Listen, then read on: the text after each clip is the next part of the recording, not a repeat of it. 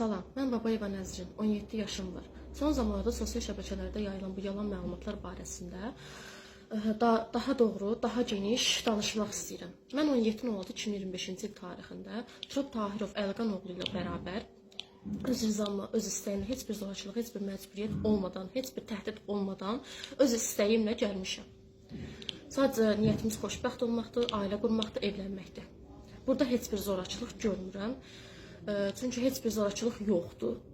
Sadəcə öz rızamla gəlmişəm və gəldiyimə də peşman deyiləm. Çox xoşbəxtəm, yaxşı işlə gəlmişəm. Mən Turab Tahirovla bərabər çox xoşbəxtəm. Xahiş olunur, mənim bu sözlərimi nəzərə alın. Və gəldikdə də ki, Nəzrin dərsdən qaçırılıb, Quran kursundan qaçırılıb, nə bilim, Nəzrin Turab Tahirovun tələbəsi olub.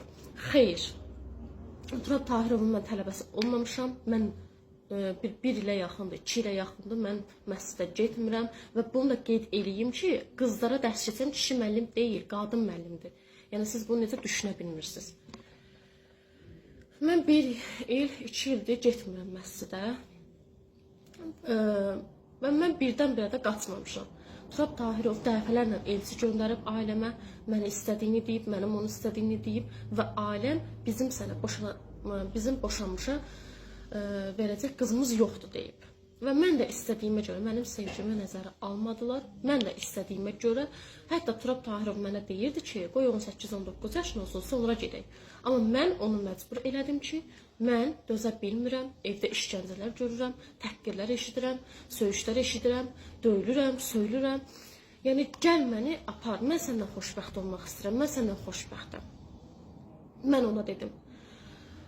Məni evdə döyürlər, söyürlər, təhqir eləyirlər, alçaldırlar. Ailəm, ata tərəfdən, ailəm, nəslim yerə yıxıb mənim başımdan hicabı açmaq istəyiblər. Məni namazımdan, dinimdən uzaqlaşdırmaq istəyiblər. Nə bilim, dəmiri qızdırıb bədənimə basıblar.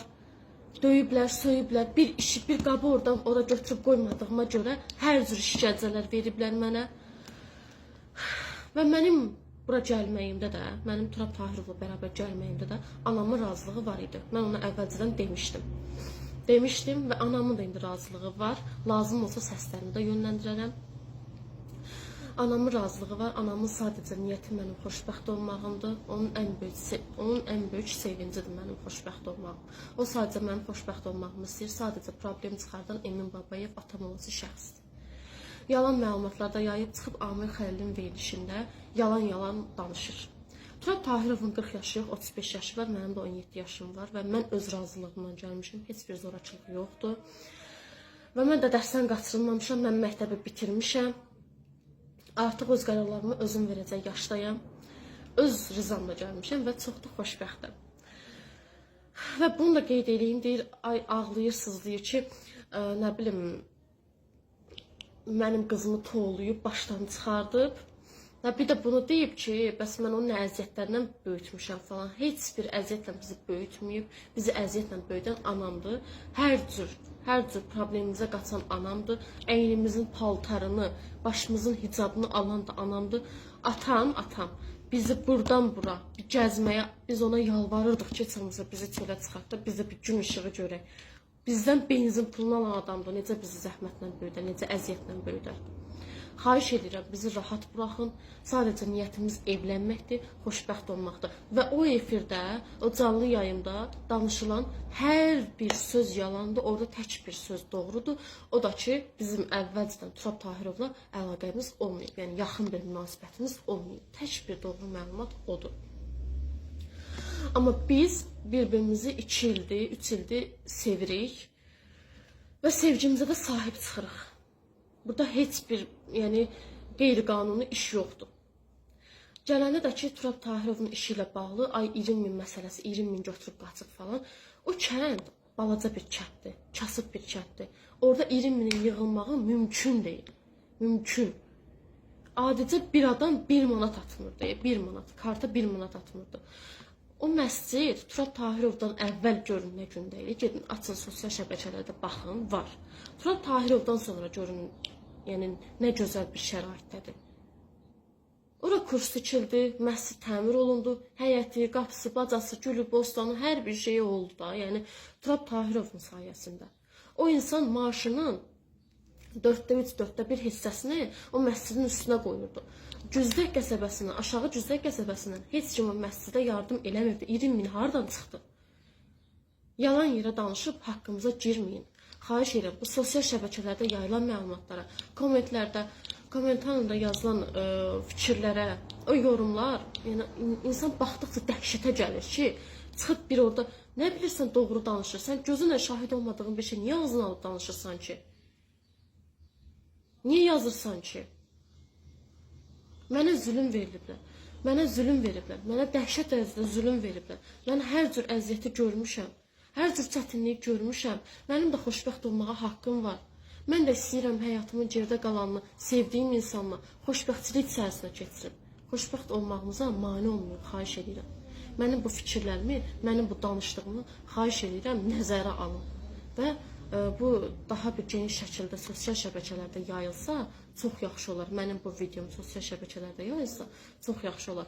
Bir də o efirdə fikir verirsiniz, Emin Babayevin psixologiyası yerində deyil. Onu da nəzər salın. Öldürəcəm, kəsəcəm, qan danışır. Qan tökəcəm. Amil Xəlil də yəqin ki, fikir verib onun sözlərinə, o təhdidlərinə. O, Emin Babayev öz nəslini yığaraq Göyçay Qərəməriyəm kəndinə gəlib, mənim qaynanamgilin evinə gəlib, onları təhdid edib. Sizi öldürəcəm, kəsəcəm, doğrayacam. Pilusta həmin günün gecəsi saat 3-4 iradələrində 2 bacısını, qardaşını, özü, bir də ki atasını, yəni babamı götürüb gəlib, əlində bıçaqla, soyuq silahlarla gəlib, qaynanamgili, qaynımgili, gəlin bacıları, uşaqları öldürməyə gəlib o insan. O insan gəlib evin içində onları öldürməyə. Bunlar da qorxularından qapını açmayıblar. Əllərini bıçaqla gəliblər.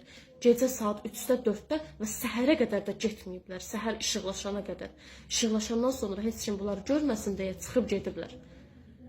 Bu insanın psixologiyası yerində deyil. Siz bunu niyə nəzərə almırsınız ki? İmkan verin xoşbəxt olaq da. Mən öz rızamla, öz istəyimlə gəlmişəm. Mənim xoşbəxt olmağa haqqım yoxdurmu? O insan mənə deyirdi ki, mənim boşanmışa verəcək qızım yoxdur. Yaxşı, qızın yoxdursa, bu qızla ən azından minister biri alardı, düzdürmü? Amma bu o birinə də razı deyil. Mənə deyir, səni mən heç kimə verməyəcəm. Sən evlənmək söhbətini yığışdır. Döyürdü məni, söyürdü ki, sən evlənmək söhbətini yığışdır. Mən səni qırışlandıracam, buruşlandıracam, sonra verəcəm.